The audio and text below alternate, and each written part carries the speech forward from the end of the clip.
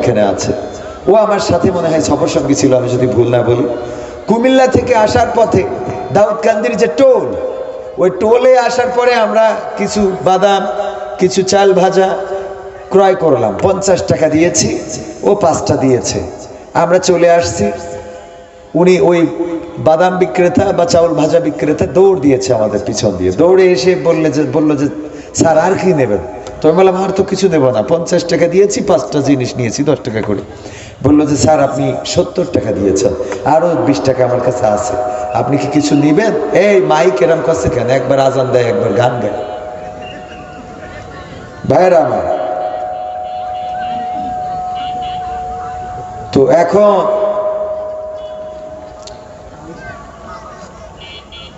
মাগরিব থেকে এখনো মাইক ঠিক করতে পারেননি।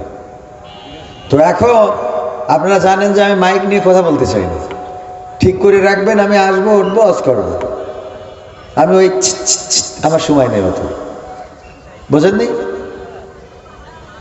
তো যাই হোক, এই বাদাম বিক্রেতা চাউল ভাজা বিক্রেতা সে কি করেছে? দৌড়ে এসেছে। 20 টাকা আমাদের কাছে তেমন কিছু না, এই মানুষটার কাছে 20 টাকা মানে কিন্তু অনেক কিছু, কারণ 10 টাকার করে প্রোডাক্ট বিক্রি করে। তো বিক্রি করে 10 টাকার প্রোডাক্টে 2 টাকা করে লাভ করলে তার কয়টা প্রোডাক্ট বিক্রি করলে 20 টাকা লাভ হয় চিন্তা করেন। সেই মানুষটাও আল্লাহর ভয়ে ভীত যে ভাই 20 টাকা 50 টাকার জায়গায় 70 টাকা মানে 10 টাকা 20 টাকার নোট দিয়ে ফেলেছে, তো ওখানে 70 টাকা চলে গেছে। এই মানুষটা দৌড়ে এসেছে, আবার স্যার আপনি কি নেবেন? আপনি 20 টাকা বেশি দিয়েছেন। এই যে অনুভূতি, এটাই হলো আল্লাহ ভীতি, এটাই হলো আল্লাহ জিকির, এটাই হলো কি আল্লাহর জিকির। আপনি আল্লাহর স্মরণ করেছেন যে 20 টাকা উনি দিয়েছে, উনি চলে যাবেন, এটা ঠিক, কিন্তু এই 20 টাকা উনাকে আর ফেরত দেওয়া হবে না। কিয়ামত পর্যন্ত হয়তো এই লোকটার সাথে আর দেখা না হতে পারে, পরকালের ময়দানে এই 20 টাকার হিসাব দিতে হবে। এই ভয়টা অন্তরের মধ্যে থাকাটাই আল্লাহর জিকির। আর সুবহানাল্লাহ, আলহামদুলিল্লাহ, লা ইলাহা ইল্লাল্লাহ, আল্লাহু আকবার, এগুলো তো আমরা পড়বো, এগুলো পড়াতে সওয়াবও আছে, এবং বিশ্বনবী বলেছেন জান্নাতে একটি চারা রোপণ করে দেওয়া হয়। বলেন সুবহানাল্লাহ। আমরা বুঝি না ইবাদত বন্দেগীতে, আমরা এত গাফেল হয়ে গেছি দিনে দিনে, এত গাফেল। আর আমাদের তো বেদাত বেদাত বেদাত বলতে বলতে গাফেল, এত গাফেল করে ফেলেছে। লাইলাতুল ফেব্রুয়ারি আর এবার লাইলাতুল বরাত একদিনে এসেছিল, ঠিক না ভাই? ঠিক।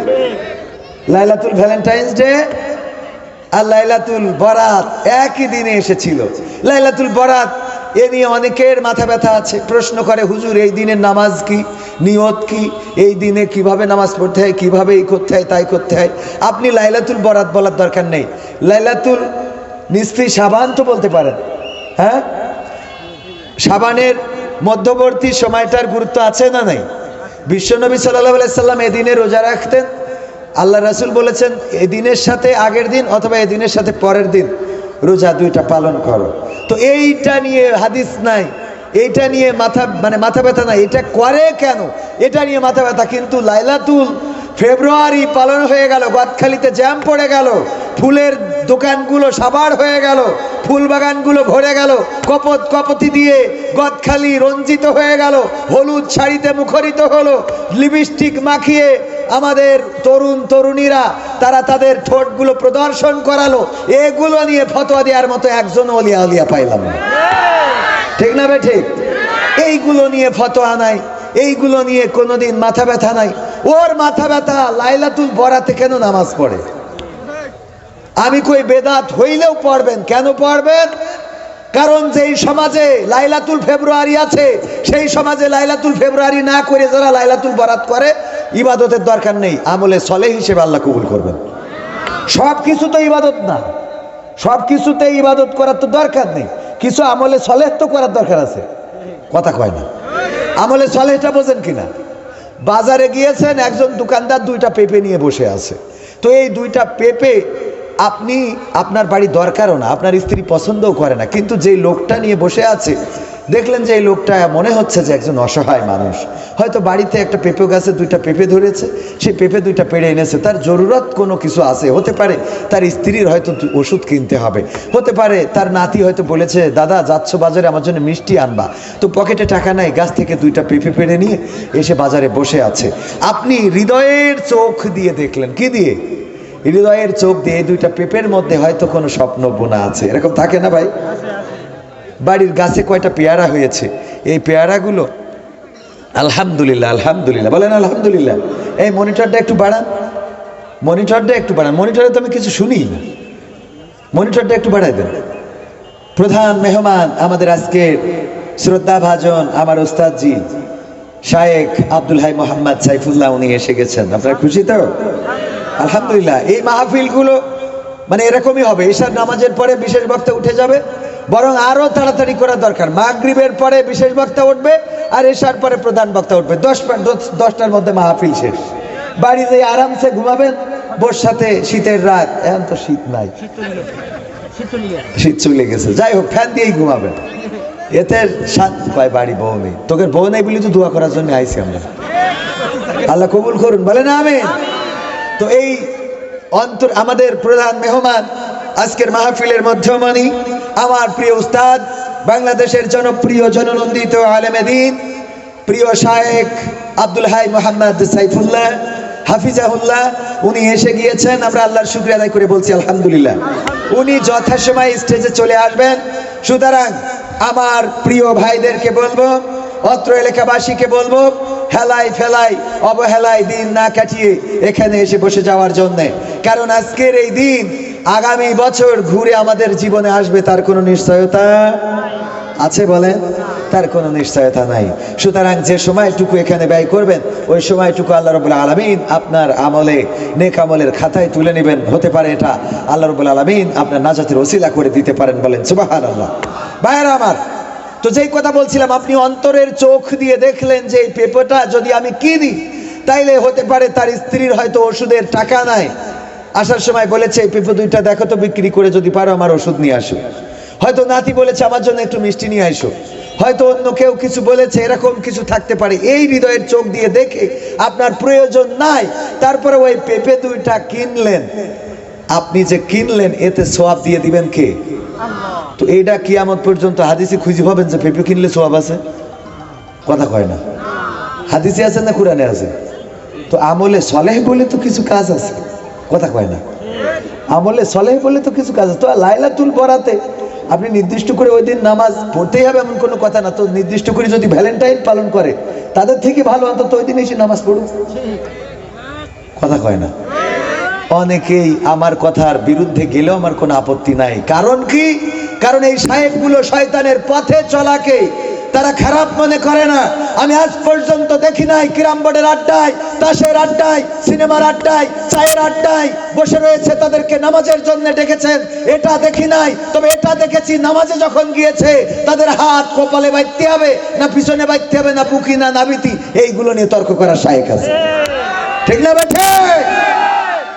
আপনি নামাজ পড়ে না সেটা নিয়ে মাথা ব্যথা নেই, হাত কপালে বাঁধলো না পিছনে, ও পিছনে বেঁধে নামাজ পড়ুক, তাও পড়ুক। যদি সে পিছনে বেঁধে পড়ে তাহলে একদিন সে সামনে বাঁধবে। আমি বলি যে যার কোনো কাজ নেই সে গাঞ্জার চাষ করুক। কিসের চাষ? তাও তো সে একটা কাজের মধ্যে নিজেকে রাখলো যে গাঞ্জার চাষ করবে, ওর দিয়ে আমি একদিন ফুল চাষ করাতে পারবো, কথা কয় না। তাও তো একটা চাষ, সে তো একটা চাষ করে, একটা কাজ করে, তারে দিয়ে কি করা যাবে? ওমর রাদিয়াল্লাহু তাআলা আনহু মাথা কাটতে গেল কার? রাসূল সাল্লাল্লাহু আলাইহি সাল্লামের। এই ওমর যদি এত সাহসী না হইতো তাইলে পরবর্তীতে অর্ধ পৃথিবীর শাসক হইতে পারতেন না। সুতরাং রাসূলের বিরুদ্ধেও যদি দল করে আপত্তি নেই, সে দল করুক, তারে একদিন কনভার্ট করে আমরা আমাদের দলে নিয়ে আসবো। কিন্তু যে দল করে না, খালি বলে আমি নিরপেক্ষ, ও দিয়ে কি করবেন আপনি? কথা কয় না। আমার কথা খারাপ লাগলেও কিছু করার নেই ভাই। হয়তো বলবেন হুজুর গাঞ্জা চাষ করতে বলে এই ইউটিউবাররা বা থ্যাম্পেল লাগাই দেবে। কবির বিন সামাদ সবাইকে উদ্বুদ্ধ করলেন গাঞ্জা চাষ করার জন্য। যে কাজ করে না মোটে তার থেকে ভালো যে কাজ করে, কথা কয় না। কারণ যে কাজ করে তাকে দিয়ে ভালো কাজ, খারাপ কাজ করলে তাকে দিয়ে ভালো কাজ করানো যাবে, কিন্তু যে মোট কাজ করে না। আমার ভাই যদি সিনেমা হল তৈরি করে তাহলে ওই সিনেমা হল, ভাই টাকা আছে, ঢাকায় থাকে, অনেক মাল কামায়।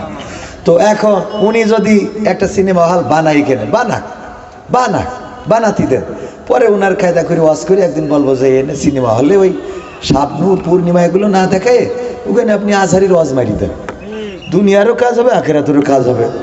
সিনেমা হল বানানো আছে, খালি একটা প্রজেক্টরের মধ্যে একটা মেমোরি ঢুকাই দিয়ে আজারি রস ঢুকাই দেওয়া হলো, বোঝেননি? সিনেমা হল বানাচ্ছে, আপনি যাই তো ভাঙা শুরু করে দিলেন। দরকার বানাতে দেন, আগে বানাই ঠিক করবেন। আমার চিন্তা, এই চিন্তার সাথে সবাই একমত হইতে হবে এমন কোনো কথা না, বোঝেননি? আমার চিন্তার সাথে আপনারা একমত হবেন। কোনো নাটক আমি কেন করি, আমি কেন এই হালো করি, আমি কেন অভিনয় করি? অভিনয় কেন করি? কারণ তো ছেলেমিলে পরিমণি, শাবনূর, পূর্ণিমা, চঞ্চল চৌধুরী, মুশারফ করিম সব দেখে, তো ওকে ঠেকানোর জন্য আমি করি, বোঝেননি? এইগুলো যদি দেখা বন্ধ করে দেয় তা আমারটাও বন্ধ করে দেবে, কিন্তু ওর থামাতে পারছি না। তো ও আমারটা না পারলে ও তো শাবনূরের পিছনে পড়ে থাকছে, কথা কয় না?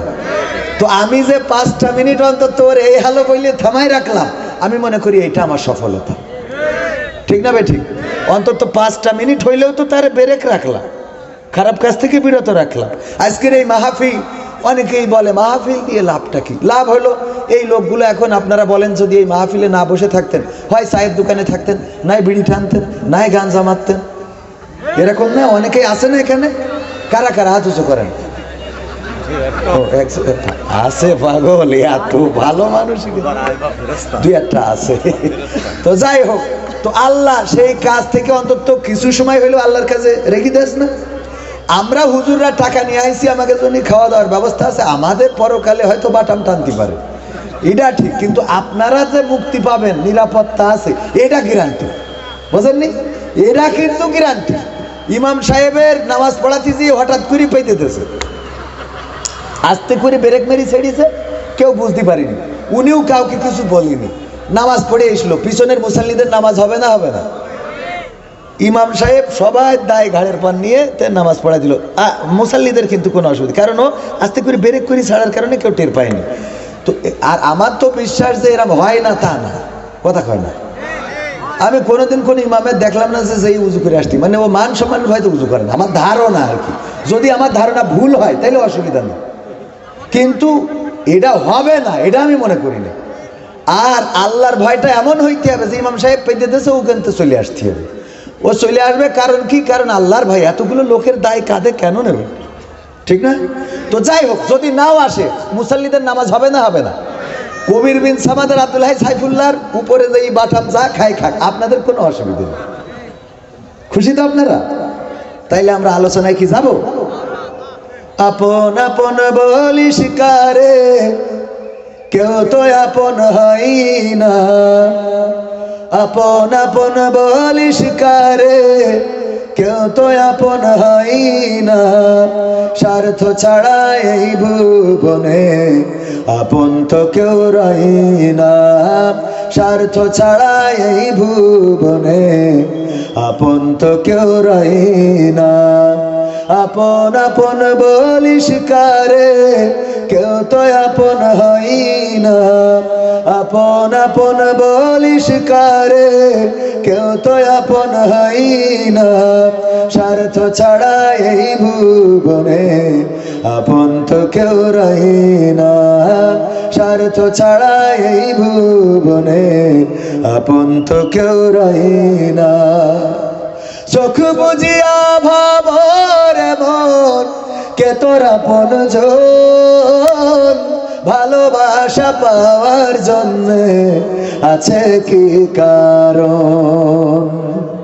চোখ বুঝিয়া ভাব মানুষ, কে তোমার আপনজন।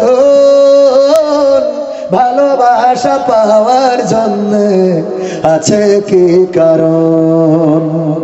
চোখের আড়াল হয়ে দেখিস, চোখের আড়াল হলে দেখিস, তোর কথা কেউ কই না। স্বার্থ ছাড়া এই ভুবনে আপন তো কেউ রয় না। স্বার্থ ছাড়া এই ভুবনে আপন তো কেউ রয় না। কার জন্যে তোর ভালোবাসা, টাকা ঘরার বাড়ি, মরার পরে কবরেতে রাখবে তাড়াতাড়ি। কার জন্যে এই ভালোবাসা, টাকা ঘরার বাড়ি, মরার পরে কবরেতে রাখবে তাড়াতাড়ি। বিনা লাভে বন্ধুরে কেউ, বিনা লাভে বন্ধুরে কেউ তুলার বোঝাও বই না। স্বার্থ ছাড়া এই ভুবনে আপন তো কেউ রয় না। স্বার্থ ছাড়া এই ভুবনে আপন তো কেউ রয় না। আপন আপন বলিস কারে, কেউ তো আপন হয় না। আপন আপন বল কারে, কেউ তো আপন হয় না। স্বার্থ ছাড়া এই ভুবনে আপন তো কেউ রয় না। স্বার্থ ছাড়া এই ভুবনে আপন তো কেউ রয় না। ঠিক বললাম না ব্যাঠিক বললাম? ওগো আমার ভাইরা, আজকে ছিল এই বাংলাদেশে কঠোর হরতাল। কি হরতাল? কঠোর হরতাল। এটা কোনো রাজনীতির কথা বলার জন্য বলছি না, আর আমি মাহফিলে এসে রাজনীতির কথা বলিও না, প্রয়োজন নেই। কারণ আমি মহিলা মেম্বারিতেও দাঁড়াবো না, আমার ডিসিশন ফাইনাল। মহিলা মেম্বারিতে দাঁড়াবো, আমার ডিসিশন ফাইনাল। হ্যাঁ, আমার সিদ্ধান্ত চূড়ান্ত। আমার ভোটে দাঁড়ানোর কোনো প্রয়োজন নাই, কারণ এই দেশে নেতার কোনো অভাব কি আছে? 16 বছর আমরা নেতা পাই নাই, 16 বছর পরে নেতার কোনো অভাব বাংলাদেশে নাই। ওগো আমার ভাইয়েরা, বসন্তের কোকিল পাওয়া যায়, সুদিন আসলে নেতার অভাব হয় না। আমরা দুঃসময়ে থাকতে চাই, আমরা আল্লাহর পথে থাকতে চাই, রাসূলের পথে কথা বলতে চাই। অনেকেই বলে হুজুর গো, এখন তো কথা বলে শান্তি পান, আগে 16টা বছর তো কথা বলতে পারেন নাই, কত জুলুম কত নির্যাতন। আমি বললাম ওই সময় কথা বলতে মজা লাগতো, ঠিক না ঠিক? ওই সময় কথা বলতে মজা লাগতো।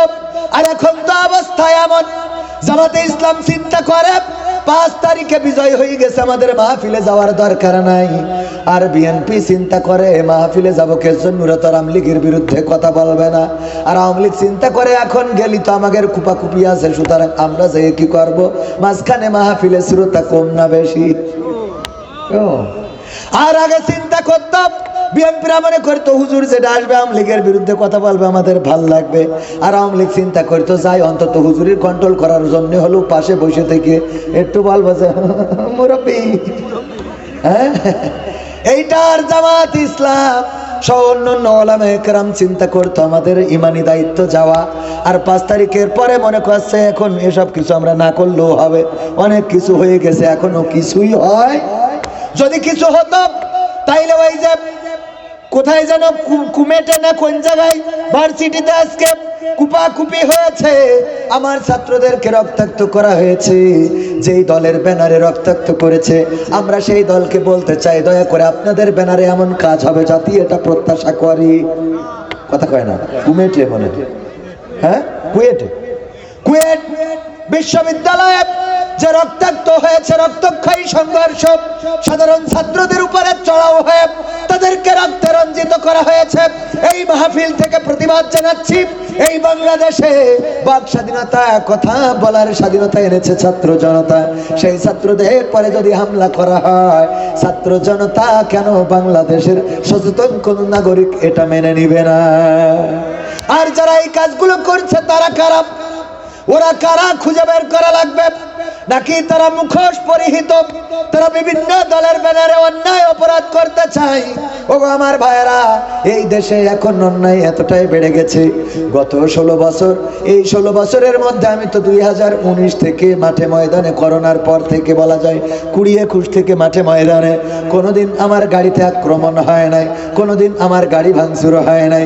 গতকালকে মাহফিল করে ফেরার পথে আমি যখন যমুনা পার হইলাম, হওয়ার পরে শুধুমাত্র আমার গাড়িটা নয়, আমার গাড়ি বজলুর রশিদ আঙ্কেলের গাড়ি, সেই সাথে আবার তার জামাতা আব্দুল বারী রশিদের গাড়ি, সেই সাথে আমাদের আরেকজন বক্তা জহিরুল ইসলাম জিহাদি, তাকে তো অ্যাটাক করে রক্তাক্ত করে তার কাছ থেকে ছিনিয়ে নিয়েছে, মাল সম্পদ, মোবাইল, টাকা পয়সা নিয়েছে।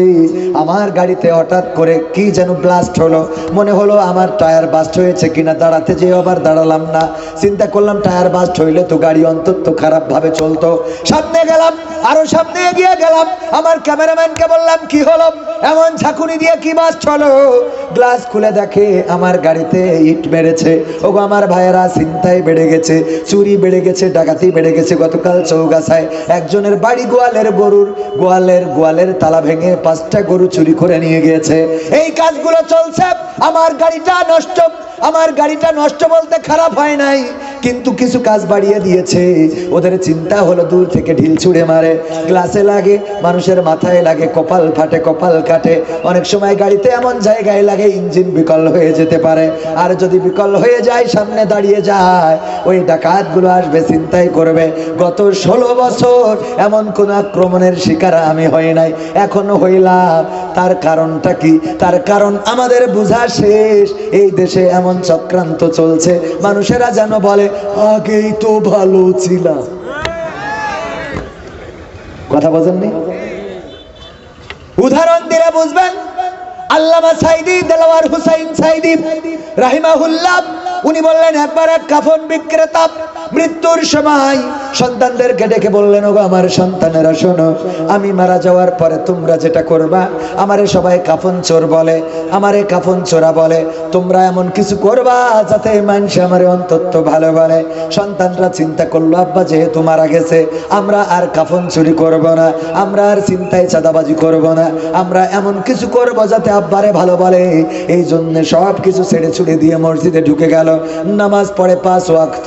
মানুষে বলে নামাজ পড়লে কি হবে, তোমরা তো কাফন চোরের ছেলে। বুঝলেন? দেখলো যে নামাজ পড়েও তো আব্বারে ভালো বলে না, সবাই কাফন চুরি বলে। তাইলে কি করা যায়?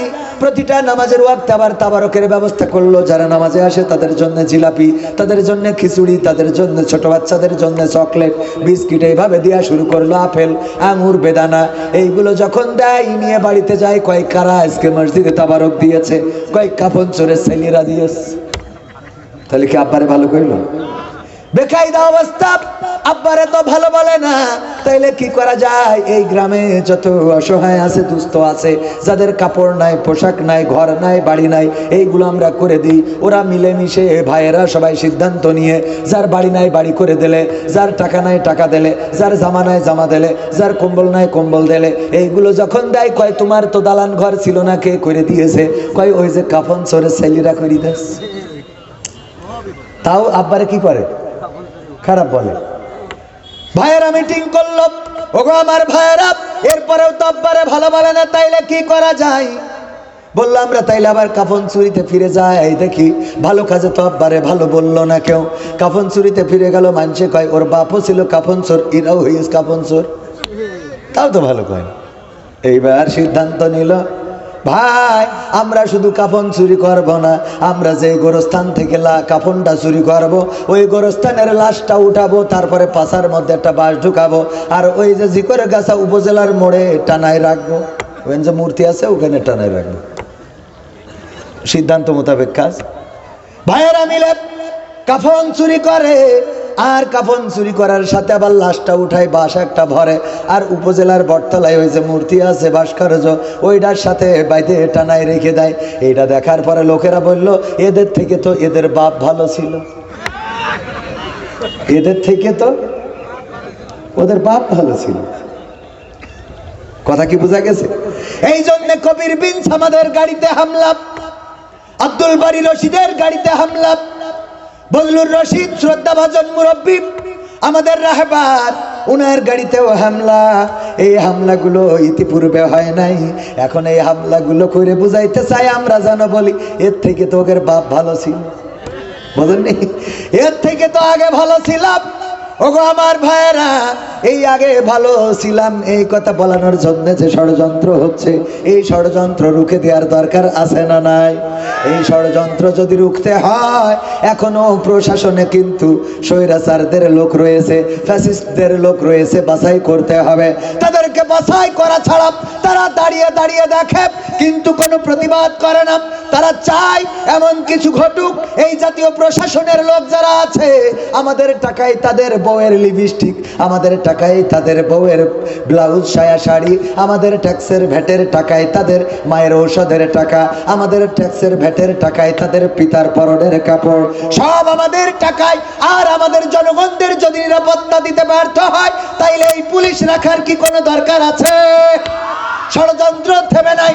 ডক্টর ইউনূস এমন একজন সরকার, ইলন মাস্কের সাথে ওই যে মিটিং করে আমাদের নরেন্দ্র মোদী দাদা, ওই দেশে যাইয়ে মিটিং করে গো, করেও সাকসেস হয় নাই। আর আমাদের ডক্টর ইউনূস ভার্চুয়ালে মিটিং করে এই দেশে মোটামুটি স্টারলিংক ইন্টারনেট, দ্রুতগতি সম্পন্ন ইন্টারনেট এই দেশে চালু করা হবে। ইলন মাস্ক শুধুমাত্র রাজি হয় নাই, বরং ডক্টর ইউনূস যে স্ট্যাটাস দিয়েছে তাতে আবার উল্টো কমেন্ট করেছে যে আমি অপেক্ষায় আছি বাংলাদেশের সাথে কাজ করার জন্য। সবাই জোরে জোরে বলেন আল্লাহু আকবার। এরকম একজন রাষ্ট্রপ্রধানের দরকার আছে না নাই? যে শুধুমাত্র ন্যাশনাল নয়, ইন্টারন্যাশনাল ভাবে কাজ করতে পারবে। যারা নির্বাচন করছেন, আমরাও চাই নির্বাচন হোক, কিন্তু এই দেশের সংস্কার দরকার আছে না নাই? 16টা বছর ফ্যাসিস্ট সরকার ছিল, আপনারা মায়ের খেয়েছেন, জেলে গিয়েছেন, রিমান্ডে গিয়েছেন, বাড়ি শুতে পারেন নাই, অসুবিধা নেই। এখন 16 মাসও আপনাদের আগাচ্ছে না কে? এত সেক্স কোয়ান্তে আসে, কথা কয় না। আবার আজকে যে কট্টর হরতাল অবরোধ দেখেছেন, যদিও রাস্তায় কেউ নামে নাই, কিন্তু যারা ডেকেছেন তাদেরকে বলবো 16টা বছর তো চেয়ারে আরামেই ছিলেন, ফুরফুরিয়ে বাতাস খেয়েছেন। কবির বিন সামাদের নাম ব্যানারে লিখলেও আমার জিগর গাছায়, আল্লাহর ওলিরা পরহেজগার বান্দারা ওরা ব্যানার পর্যন্ত চেঞ্জ করে দিয়েছে, জিগর গাছায় উঠতে দেয় নাই আমারে। তো 16 বছর আমাদের তো কথা বলতে দেন নাই। 16 বছর আরামেই ছিলেন, তা 16টা মাস অন্তত ঠান্ডা থাকেন, কথা কয় না। 16টা মাস কি ঠান্ডা থাকা যায় না? একই রাজনীতির কথা বলছি। তাহলে 16টা মাস ডক্টর ইউনূসের একটু কাজ করতে দেন, সে কাজ করুক, তাই না? ভালো কিছু করুক। সভাপতি সাহেব, আমার কথা কি খারাপ লাগছে শোনা? আমি তো রাজনীতির কথার মধ্যে মোট যাব না, এটা দেশের জন্য বলছি, মানুষের জন্য, মানুষের কল্যাণের জন্য। না বললি শোনা বোঝে না অনেকে, আল্লাহ কবুল করুন, বলে না আমিন। তো 16টা মাস অন্তত একটু ধৈর্য ধরলে অসুবিধা হয়? এক্ষুনি রাস্তায় নামতে হবে কিসের জন্য? আবার এক্ষুনি ভোট দিতে হবে? 16টা মাস অন্তত যাক, দেখা যাক কি হয়। 16 বছর যদি আমরা ধৈর্য ধরতে পারি, 16 মাসে তো অসুবিধে নেই। এ জানে এমন হয়ে গেছে, মেয়ে দেখতে গেছে, ও যে 25 বছর পর্যন্ত বিয়ে হয়নি, অসুবিধা নেই। দেখতে যে পছন্দ হয়ে গেছে, বসে স বাড়ি স সেজি গুজে আসতে বলতে কে সেজি গুজে, তোরা যে ইয়ে টিনে কেটে নিয়ে আমি বসে থাকলাম, শয়তান কত বসে বিয়েতে নিয়ে বাড়ি যাইতে হবে। তা তুই 25 বছর যদি ধৈর্য ধরতে পারিস। ওয়ালাইকুম আসসালাম রাহমাতুল্লাহ।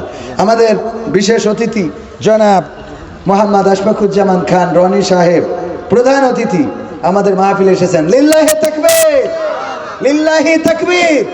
আল্লাহ ভাইকে হায়াতে তাইয়্যিবা নসিব করে দিন, বলেন আমিন। মাশাআল্লাহ। না ভাইজান তো আলহামদুলিল্লাহ ইসলামের পক্ষে তার ভূমিকা আছে, আছে না নাই? মাদ্রাসা করেছেন, যে মাদ্রাসায় এইবার মাহফিল হতে যাচ্ছে 26 ফেব্রুয়ারি, তারেক মনোয়ারের ছবিটা খুব বড় করেই আলহামদুলিল্লাহ দেয়া আছে, দেখেছেন না আপনারা? যাবো তো ওই দিন ইনশাআল্লাহ, আল্লাহ আমাদের তাওফিক দিন, বলেন আমিন। তো যাই হোক, এই যে 16টা মাস একটু ধৈর্য ধরে থাকা যায় না? আমি যে কথায় ছিলাম ও কথা মনে আছে যে আপন আপন বলিষ্কারে আপন তো কেউ হয় না, স্বার্থ ছাড়া এই পৃথিবী এই ভুবনে আপন তো কেউ রয় না। এই কথাটা বলছিলাম, ওই যে হরতাল থেকে শুরু করেছিলাম, মনে আছে? কেন? কারণটা হলো আজকে হরতালের দিন আমার আওয়ামী লীগ, যুবলীগ, ছাত্রলীগের ভাইয়েরা বলেছিলেন যে আমরা যদি প্রস্রাব করে দিই, আমরা যদি প্রস্রাব করি, মানে বাংলা কথায় বলে আমরা যদি মুইতে দিই, পানির মতো ভেসে যাবে, বলেছে না বলে নাই? অথচ আজকে একজনও রাজপথে নামে নাই হরতাল পালন করার জন্য। তার কারণ হলো তারা বুঝেছে এখন স্বার্থ নাই, নামারও কোনো দরকার নাই। ঠিক না বেঠিক? কারণ জানেন আগে শেখ হাসিনা ছিল, স্বার্থ দিত, নিরাপত্তা দিত, টাকা দিত, গম দিত, চাল দিত, ধান দিত, পাট দিত, সয়াবিন তেল দিত, ব্রিজের মধ্যে রড দিত, আমরা সেখানে বাঁশ ঢুকাতাম, পিচ দিত, আমরা সেই জায়গায় 1 ইঞ্চির জায়গায় 5 ইঞ্চির জায়গায় 1 ইঞ্চি ঢালাই দিতাম, এইভাবে মাল টানিছি, খাইছি। এখন তো নেত্রী দিতে পারবে না, সুতরাং রাজপথেও আমরা দাঁড়াবো না। ঠিক না বে ঠিক? আমি বলি তোমাদের দল করার কোনো অধিকার নেই। আজকে হরতাল, অন্তত গাড়ি না ভাঙিস, অন্তত ব্রেক তো করাবে। কথা কয় না। আমার কথা যদি রাজনীতির হয় আপনারা বলবেন, আমি কিন্তু রাজনীতির কথা বলতে রাজি না। কারণ আমার কথা হলো বাস্তবতার নিরিখে। আমি যে গানটা গেয়েছি যে আপন বলে আল্লাহ বলেছেন, তোমরা যাদেরকে আপন মনে করো কেউ আপন না, এই আহাল বর্গ কেউ তোমার সাথে যাবে না, তোমার পাশে দাঁড়াবে না, তোমার চেনবে না। বিশ্বনবী বলেছে ওই দিন মা সন্তানের দেখি দৌড় দেবে, সন্তান মা দেখি বাপের দেখি দৌড় দেবে। কার কথা? তাহলে আজকে শেখ হাসিনা বেশি দূর না, খালি তার কাটার ওপাশে গেছে, তাই হরতালের দিন তোরা দাঁড়ালি নে। তাহলে ও দুনিয়ার ওপারে গেলি তো তোকে ভোট খুঁজে পাওয়া যাবে না। তাহলে তোকে দল করবো কোন কনফিডেন্স নিয়ে? আপনি বোঝেন, আপনি যদি করেন বুঝে শুনে করি। হ্যাঁ ঠিক আছে না, আমার কথা বুঝেছেন কিনা? আমার যে নেতাগুলোর ইক্তেদায়ী তো ভেজাল ইমামরা, ভেজাল ইমাম না মানে ইক্তেদায়ী তো বেহেজাল ইমাম আমরা বলেছি, এই ইমামগুলো কত বড় স্বার্থপর, আমাকে রাজপথে ফেলাই তুই চলে গেছে। কথা কয় না। আমাদের সান্ত্বনা দিল, পালাবো না, পালাবো না। আবার তারা চলে গেল রাজপথে। এমনকি আমরা সাংবাদিকদের রিপোর্ট হলো যে শেখ হাসিনা এবং সংসদ সদস্যরা চলে যাওয়ার পরেও অনেক নিবেদিত প্রাণ আওয়ামী লীগের কর্মীরা রাজপথে প্রতিবাদ প্রতিহত করার চেষ্টা করেছে। ওরা তখন পর্যন্ত জানে না যে মাল চলে গেছে। বোঝেননি? তাহলে এই কর্মীগুলো যে রাজপথে ফেলাই তুই আজকে জেল হামলা মামলা, আমি তো এগুলোর বিরোধী ভাই। এ আছে না নাই? ঘরে শুতে পাচ্ছে না, বাড়িতে ঘুমাতে পাচ্ছে না। ধরিন এই যে ডেভিল অপারেশন ডেভিল হান্ট শুরু হয়েছে, এটা হওয়ার পরে আমার ইউনিয়নেও কত মানুষ সরল সোজা আওয়ামী লীগ আল্লাহর ওলি পীর পরেশগার এটা ঘরে ঘুমাইতে পারছে না। আমি তো এটার বিরোধী ভাই। আমি কেন বিরোধী? কারণ নিরপরাধ মানুষ ঘরে ঘুমাতে পারবে না, তা হবে না। কথা কয় না। অপরাধী যারা তাদের ধরি কাঠি খোলেন, কোনো অসুবিধা নেই, কিন্তু নিরপরাধীদের হয়রানি করা যাবে, করা যাবে। তবে এটা সত্য যে এই বাংলাদেশে প্রেক্ষাপট চেঞ্জ হওয়ার পরে আওয়ামী লীগ যা ধারণা করেছিল তার ধারের কাছেও কিন্তু যায়নি। ঠিক না বে ঠিক? আমি বলবো যে এর ধারের কাছে না, আরো অনেক কিছুই হবে না যদি আপনারা শান্ত থাকেন। নেত্রী যদি ভাষণটা না দিত, অনলাইনে যদি মিটিংটা না করতো, তাইলে আজকে বঙ্গবন্ধুর স্মৃতি বিজড়িত বাড়িটা আমাদের হারাতে হতো না। ঠিক না বে ঠিক? কারণ মাঝে মাঝে গায়ে গু লাগলে কাদা মাখতে হয়। গায়ে যদি গু লাগে তাহলে কি করতে হয়? কাদা মাখতে হয়, যাতে করি অন্তত গুড় গন্ধটা ঢেকে যায়। বোঝেন? তাহলে আমাদের যেহেতু হাতে কিছু রক্ত আছে, পিলখানার রক্ত, ছাত্র জনতার রক্ত, আলেম ওলামার রক্ত, তাওহিদি জনতার রক্ত, তারপরে নির্যাতন, খুন, গুম, অপহরণ, এগুলো আছে না নাই? আছে। যেহেতু এত কিছু করেছি, অন্তত কিছুদিন চুপ থাকি, থেকে দরকার হলে এখন নারায়ে তাকবীর স্লোগান দেবে, নারায়ে তাকবীর, আল্লাহু আকবার, বাংলাদেশ বাংলাদেশ জিন্দাবাদ। বিএনপি সমাবেশে যেই বলতে জয় বাংলা বলেন আপনি, ঠিক বললাম কিনা আপনি কোন? আপনি আমি বললাম নাই কবেন যে মিছে কথা বলছে। এই ঠিক না বে ঠিক? তুই ওখানে যেই অন্তত বাংলাদেশ জিন্দাবাদ কর, ওখানে যেও বলছে জয় বাংলা, আমার ভুল হয়ে গেছে, বাংলাদেশ জিন্দাবাদ হবে। তাহলে সহ্য না করি পারা যায়? আল্লাহ কবুল করুন, বলেন আমেন। তাহলে কি শুরু করব? এগুলো আমার ভূমিকার কিছু কথা স্মরণপুর পড়ছে। ও আর একটা কথা ভূমিকায় বলি রাখি আপনাদের সচেতন করার জন্য। গত 2 দিন আমি মাহফিল পরিচালনায় ছিলাম। যদিও আমার মাহফিল ছিল দুইটা, একটা চাঁদপুরে একটা সাতক্ষীরায়। দুইটা মাহফিলে যাওয়ার সুযোগ হয় নাই। আদ্দিন ফাউন্ডেশনের মাহফিল টাঙ্গাইলে, আমার স্যারের শ্বশুরদের গ্রামে, টাঙ্গাইল, গোপালপুর, ডুবাইলে। তো এই 2 দিন পরিচালনায় প্রথম দিন আল্লামা মামুনুল হক ছিলেন, দ্বিতীয় দিন বদরুল রশিদ আঙ্কেল এবং মুহতারাম রফিকুল ইসলাম মাদানী ছিলেন। গতকালকে মাহফিলে আসার সময় আমার স্যার আকিজ, মরহুম আকিজ রাহিমাহুল্লাহর বড় সন্তান শেখ ডাক্তার মহিউদ্দিন হাফিজাহুল্লাহ, উনার পকেট থেকে উনার ফোনটা সরে মারি দিয়েছে। স্টেজে ওয়াজ হচ্ছে চোর চুরি করলে হাত কেটে দাও, আর আকিজ কোম্পানির বড় ছেলের পকেট থেকে চোরের মোবাইল দিয়েছে। চিন্তা করা যায় আমরা ওয়াজ করি দেশ পরিবর্তন করতে পারবো? সম্ভব? ওয়াজ হচ্ছে যে চোর চুরি করলে হাত কাটার বিধান, আর পরকালে যা আছে তা তো আছে। এর মধ্যে আকিজ কোম্পানির বড় ছেলে ডাক্তার শেখ মহিউদ্দিন স্যারের পকেট থেকে ফোন উঠিয়ে নিয়েছে।